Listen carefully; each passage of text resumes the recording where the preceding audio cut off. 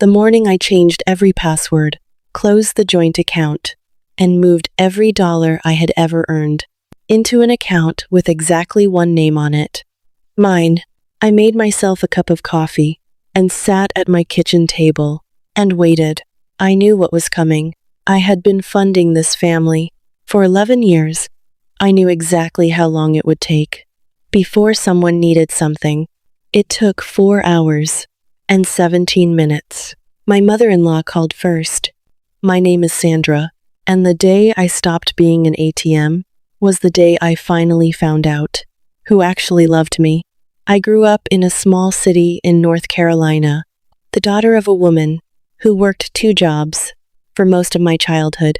She taught me, by example rather than by words, that financial independence wasn't optional for a woman. It was survival. My mother never said that directly.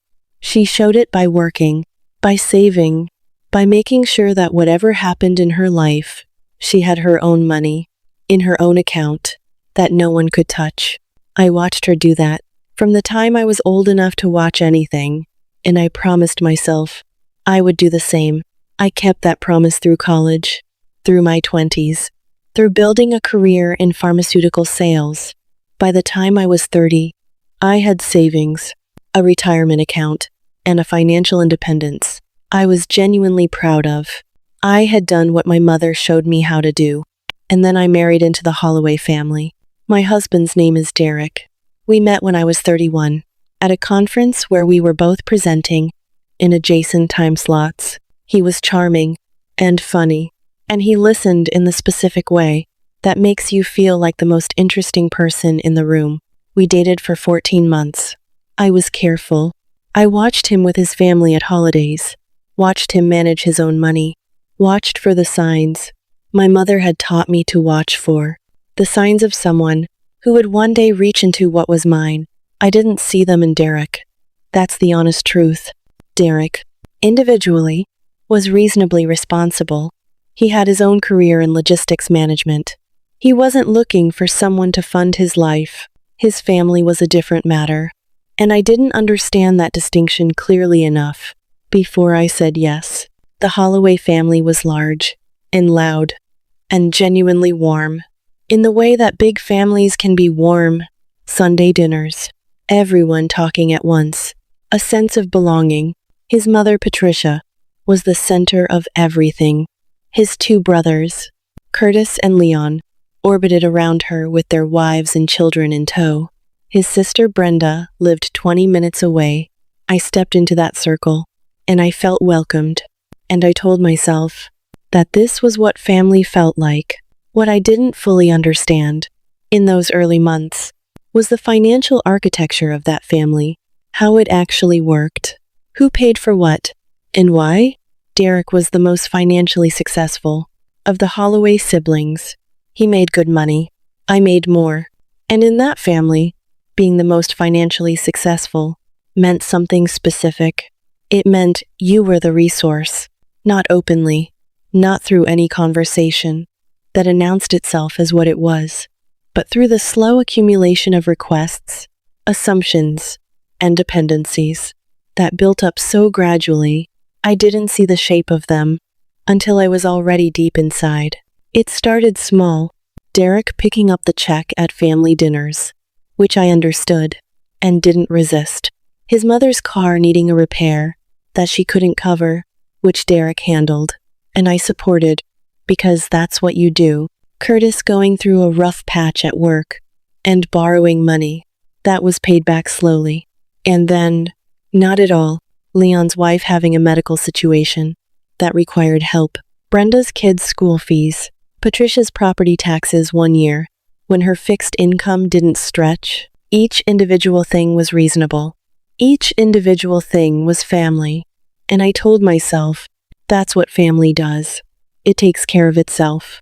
What I didn't see, because I was inside it, was that the help was flowing in one direction, always toward the Holloways, and always from Derek, and increasingly, from me. My income had grown significantly. In the years after we married, I was a regional director by 34, managing a team of 12, earning a salary that was more than Derek's, and that the Holloway family seemed to understand as a communal resource, in a way that no one had ever explicitly said to my face. But that showed up in the size and frequency of the requests. Over time, by the time I was 38, 7 years into the marriage, I had contributed, by my own careful accounting, somewhere between $90,000 and $110,000 to the Holloway family in the form of loans that were never repaid, expenses covered, and situations handled. I had kept a spreadsheet, not because I was planning anything at that point, because I am the daughter of a woman who taught me to keep track of money, and keeping track was something I did automatically, even when I wish I hadn't needed to. Derek knew about some of it, not all of it. Some of the requests had come to me directly. Patricia calling my cell, Brenda texting me when Derek was traveling, Curtis showing up at the house on a Tuesday afternoon when Derek was at work, and I had handled them because they were his family, and I loved my husband, and because each individual request still felt, in isolation, like something you did for people you loved. The thing that changed me was a conversation I wasn't supposed to hear. It was Thanksgiving. We were at Patricia's house. We were always at Patricia's house, which Derek and I had quietly been funding the property taxes and maintenance on for 3 years. I had gone to get my coat from the back bedroom, and I was coming down the hallway when I heard voices in the kitchen. Patricia and Brenda, and what they were saying, stopped me in the hallway, the way that certain things stop you, completely and immediately, like the air has changed. Brenda was saying that she needed new appliances, and that she was going to ask Sandra, because Derek would just tell her to wait. Patricia said that was smart, and then Patricia said something I have thought about every day since. She said, "Sandra works hard. She can afford it. She doesn't have kids. What else is she going to spend it on?" I stood in that hallway for a moment. Then I went and got my coat, and I walked back to the living room, and I sat next to my husband at Thanksgiving dinner, and I smiled through the whole meal. But something had shifted, not immediately into action. I am not a person who acts on emotion when I'm still in the middle of feeling it. Something had shifted, in the way that certain realizations shift you, permanently. I had heard myself described as a resource, not a family member, not a person, a resource, with a justification attached. She doesn't have kids. What else is she going to spend it on? I spent the next 4 months paying very close attention, and what I saw, once I was looking clearly, was the complete picture of what I had been allowing for 7 years. I saw how requests were timed, when Derek was busy or traveling, when I was most likely to say yes quickly, without consulting him. I saw how gratitude was performed, and then forgotten. I saw how the expectation had solidified over time, into something that no longer bothered to perform gratitude at all. I saw Brenda at a family dinner, talking about a vacation she was planning, and I thought about the appliances she hadn't yet asked me for, and I understood that, in her mind, the asking was a formality. She already knew the answer. I called my mother. I hadn't told her the full scope of what had been happening, because I had been managing it privately, the way I manage most things. I told her now. She listened without interrupting, for a long time, and when I finished, she said, "Sandra, you know what to do. You've always known what to do. You were just waiting until you were ready." She was right. I had been waiting until I was ready, and I was ready. I spent 6 weeks preparing before I did anything. I want to be honest that those 6 weeks were not about revenge.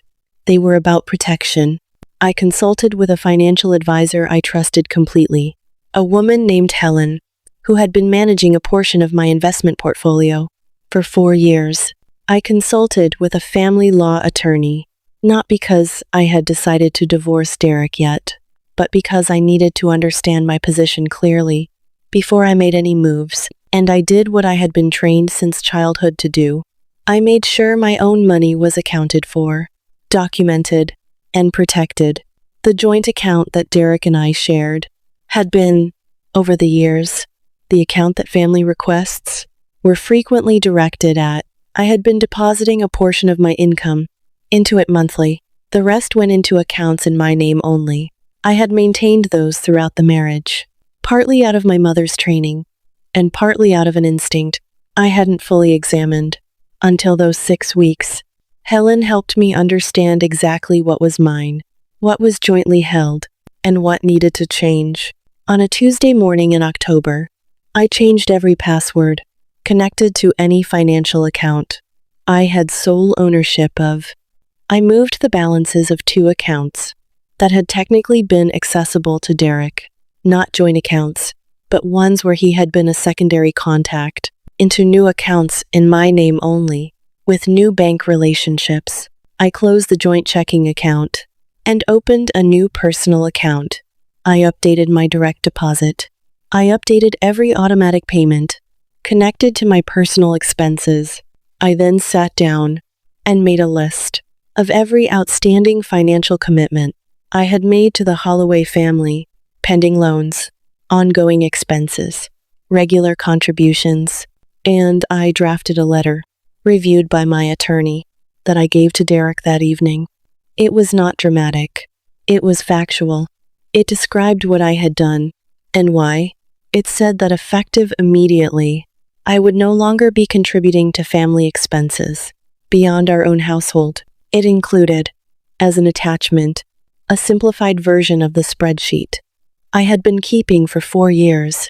Derek read it at the kitchen table. He read it twice. Then he looked at me, and he asked if I was filing for divorce. I told him I hadn't decided that yet. I told him what I had decided was that I was no longer available to be the financial solution to situations that had nothing to do with our marriage. He was quiet for a long time, and then he said something that surprised me. He said he knew it had gotten out of hand. He said he had known for a while, and he hadn't known how to stop it. He said he was sorry. I want to tell you that I believed him. I think he was telling the truth. Derek is not a bad man. I think he had genuinely not seen the full picture of what was happening, because he wasn't the one being asked directly, and because the parts he did see, he had told himself, were normal family support. But believing that he was sorry and deciding what to do about our marriage were 2 different things, and I was not ready to make that second decision yet. Now I need to stop right here, because what happened over the following 3 weeks, when the Holloway family realized that the account they had been treating as their own had a new lock on it, is the part of this story that showed me everything I needed to see. If you haven't subscribed to US Story Nation yet, hit that button right now and ring that bell, because what came next was a masterclass in who people really are. When the money stops, Patricia called. 4 hours and 17 minutes after I changed the passwords. She didn't know what I had done yet. She was calling about something unrelated, a request she'd been building up to. Something about the kitchen renovation she had apparently decided was next on the list. When I told her calmly that I wasn't in a position to help with that, she paused, and then she asked if everything was okay. I told her everything was fine, and I wished her a good evening. Brenda called the next morning. She had apparently talked to Patricia. Her voice had a particular quality in it, probing, careful, trying to understand what had changed. Without asking directly, she said she'd heard I was going through something. I said I wasn't going through anything. She said if I needed to talk, she was there. I thanked her and said I'd keep that in mind. Curtis texted Derek. Derek showed me the text. It said, "Is Sandra good? Heard she's been stressed." Derek texted back that I was fine. Curtis replied, "Okay, because I had a thing I needed to ask her about." Derek wrote back, "Reach out to me from now on about financial stuff." Curtis didn't reply. Leon's wife called 3 days after the passwords changed. She said she was just checking in. She said she had been meaning to call for a while. She said I seemed like I needed support. I told her I appreciated that and asked how she was doing, which produced a 20-minute conversation. in which she circled 3 times around what she actually wanted to ask, and then ended the call without asking it. I want to tell you what these calls felt like. Not satisfying, not the way I think people expect. When they hear a story like this, they felt sad. They felt like the confirmation of something I had hoped not to confirm, which was that the warmth I had felt from the Holloway family in those early years had been, for some of them, warmth toward what I represented, rather than who I was. Not all of them. Derek's Aunt Ruth called 2 weeks later, just to talk, and she was exactly who she had always been. Warm, without agenda, and I loved her for it. But some of them, enough of them. Patricia called again in the 3rd week. This time she was less careful. She said she didn't understand what was happening. She said that family helped family. I told her I agreed with that, and that I had been helping family for 11 years, and that I was taking some time to reassess. She said, reassess what? I said the arrangement. She said, what arrangement? I said the one where I was the arrangement.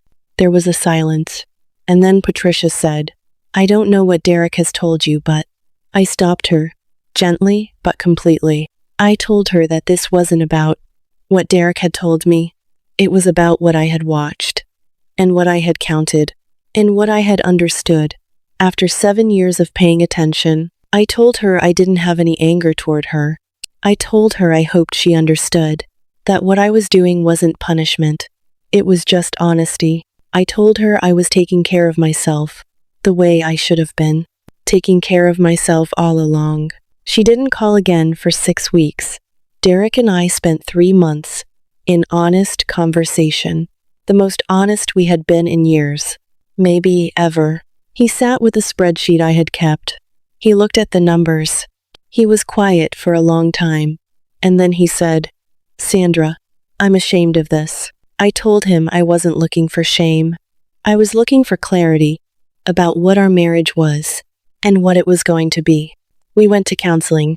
We went for 4 months with a therapist named Dr. Williams, who was direct and skilled, who created a space where Derek could say things he hadn't been able to say about his family, and where I could say things I hadn't been able to say about what I'd been carrying. What came out of those sessions was not simple, and it wasn't fast. What came out was a picture of a man who had grown up in a family where resources were shared communally, and who had never fully confronted the fact that I hadn't grown up in that family, and hadn't agreed to that structure, and that the structure had grown around me without my consent. Derek is not a villain in this story. I want to be clear about that, because I think the truth is more complicated than villain and victim, and more useful. Derek had a pattern he had inherited, and hadn't examined. When I made it impossible to continue without examination, he examined it. That's something. Whether it's enough is something I'm still figuring out. Here is where things stand.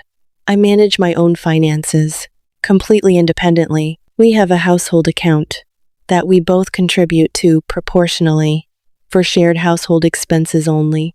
Beyond that, my money is mine, and his money is his. No family requests are directed to me. Derek handles his family's requests himself, from his own accounts, and he handles them according to boundaries he has set for himself that I was not involved in setting. That's his work to do, and he's doing it. Patricia and I are polite, not warm, not the way I once hoped we would be, but polite in the way of 2 people who understand each other clearly, and who have decided that clarity is better than performance. Brenda is distant. Curtis and Leon I see at holidays, and the conversations stay on the surface. And that's fine. Aunt Ruth is exactly who she always was. My mother came to visit last spring.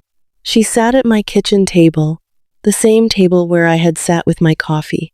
On the morning I changed the passwords, and I told her the whole story. She listened. When I finished, she looked at me for a moment, and then she said, I taught you right. I told her she did. Here's what I know now, that I want to say out loud, for anyone watching who needs to hear it. Your money is not proof of your love. The amount you give is not a measure of how much you care. There are people in this world who will confuse your generosity for a policy, something they're entitled to, something that will continue regardless of what they give back, something that exists for their convenience, rather than your choice. And they will do this, not because they're monsters, but because you let them, because you kept saying yes, because yes felt easier than the conversation that no would require. The most loving thing I ever did for myself, and honestly, the most loving thing I ever did for my marriage, was the morning I sat down at that table and changed every password. Not because I wanted to punish anyone, because I finally decided that what my mother had worked 2 jobs to teach me was worth more than the discomfort of a phone call from a woman who wanted new kitchen appliances. You are not an ATM. You are a person. And the people who only understand that, when the money stops, we're never really seeing the person to begin with. Tell me in the comments if you've ever had to draw a financial boundary with people you loved, and what happened when you did. Subscribe to US Story Nation for more stories. I'll see you in the next one.